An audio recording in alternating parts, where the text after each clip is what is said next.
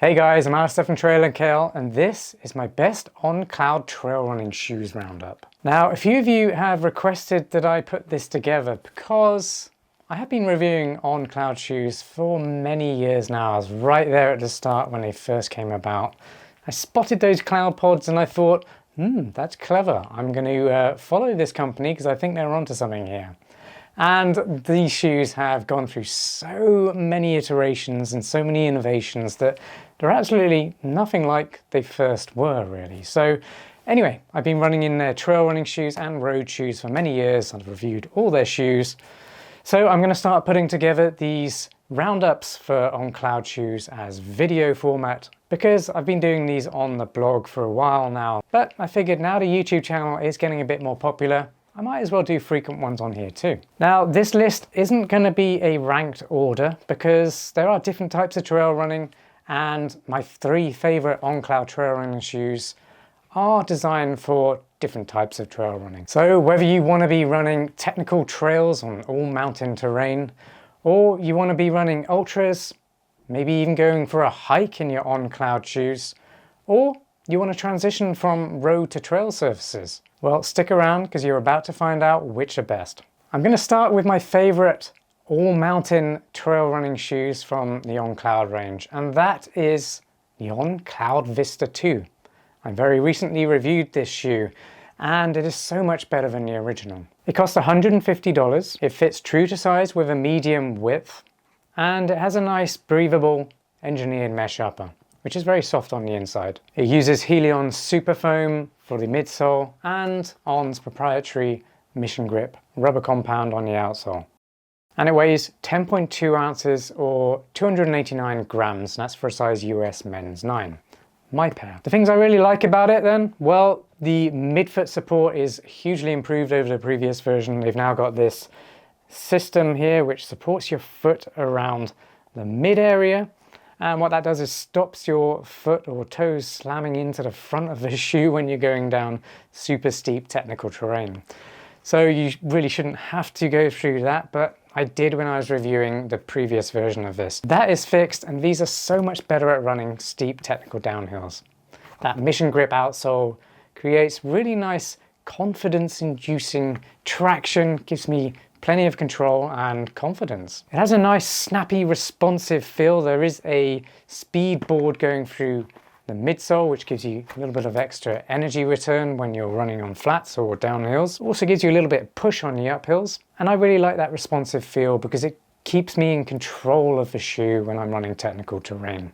And they're actually really good at climbing too, because there is a good amount of space in the toe box that gives my toes room to splay, allowing me to perform natural biomechanics and give extra stability and power from my toes when I'm climbing up steep inclines. What's not so good? Well, they might feel a little bit too firm or responsive for those who are not used to running in a shoe like that. If you're used to running in cushioned shoes, these will feel a bit firmer to you, and you might not feel like you can go longer distances in these shoes, and I'd recommend going around up to about half marathon distance in these. And the only other thing is the heel lock could be better. I noticed a little bit slippage when going up steep inclines. That was very easily fixed though by using the extra eyelet and using Racer's Loop heel lock method to get a nice secure fit around the heel. If you're not sure what that is, definitely watch that video. I demonstrate how to do that lacing method. It's super easy, super simple. And if you do have heel slippage in your running shoes, whether they're on running shoes, any other trail shoes or road shoes, it works for any shoe. So definitely use that method. If you want to learn more about this shoe, follow that link. That will be my video review of this shoe, and it'll give you more insights into how they perform on the trails. So absolutely love this shoe as an all-mountain trail horse. If you're enjoying this roundup, please give the video a like, share it with a friend, and subscribe to this channel for more running shoe roundups just like this one. Next up then, we have the On-Cloud Ultra 2. Been around a while now, and I've been using this quite a lot. This is a fantastic ultra running shoe, but also it's really good for hikes. It costs $180, so it is on the premium end of trail running shoes. This one also fits true to size with a medium width. And the midsole is using Helion Superfoam again, but it has a dual layer Cloud Tech formation pods on the bottom there. That gives you extra cushioning on the run, hence why they're so good for ultra running. These ones also use On's proprietary Mission Grip rubber compound on the outsole, so fantastic traction on this one too. And guess what? They weigh exactly the same too, 10.2 ounces or 289 grams for a size US men's 9. What's so good about them then? Well, because of that extra cushioning in the midsole, they are fantastic ultra running shoes. You'll get much more comfort over longer distances. And I really like how versatile they are. They are fantastic performers for hiking as well. So if you do just need a really comfortable, stable shoe that's cushioned and has fantastic traction, then they're great for that as well. And the upper is very breathable, so being able to regulate temperature within the shoe.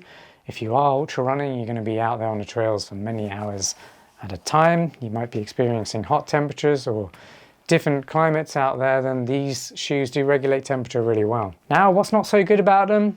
What could be improved? Well, this little flip release system, which does work by the way, allows you to flip that and make the fit of the shoe looser. So if you are ultra running, your feet are likely to expand during that time because they've been working super hard. Being able to flip this release tab just gives you extra space in there.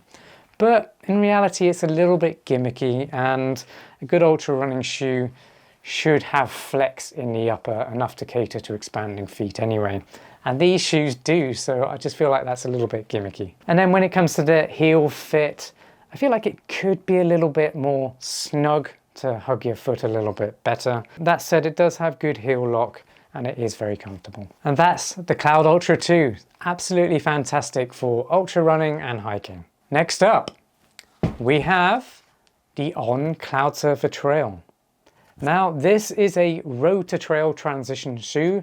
So if you're a road runner and you kind of want one shoe to be able to run on roads, but also light trails, you want to kind of get into trail running, or you just run on a huge variety of road and trail sections, or you have to run to your trailhead like I do, then it's nice to have a shoe that performs really well on tarmac, asphalt, concrete, but also on light trails, and that is where the Cloudsurfer Trail steps in.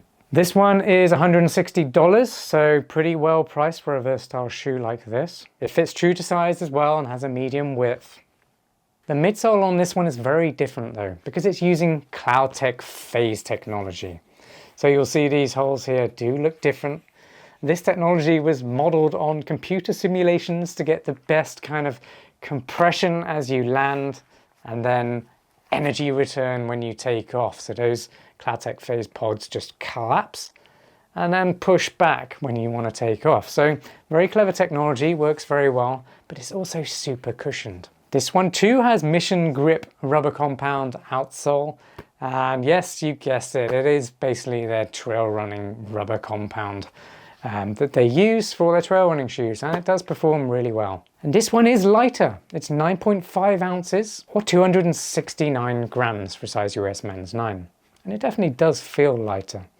And that's actually really nice having a light shoe with so much cushioning, because you do get a lot of spring, bounce and energy return. It's a lot of fun to run in. The things I absolutely love about the Cloudsurfer Trail then, number one is this Cloud Tech Phase midsole. It's a hell of a lot of fun to run on the trails with a bouncy shoe like this. You get a huge amount of cushioning, which means you can take this on longer runs.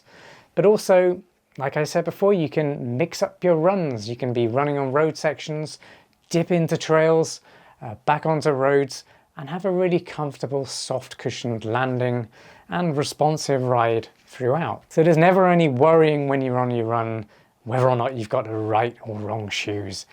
These ones do kind of do it all for the most part. I really like how lightweight they feel, very breathable upper, and they just feel snappy and bouncy because they are quite light trail running shoes. And they also have really nice plush cushioning around the collars and the heel counter.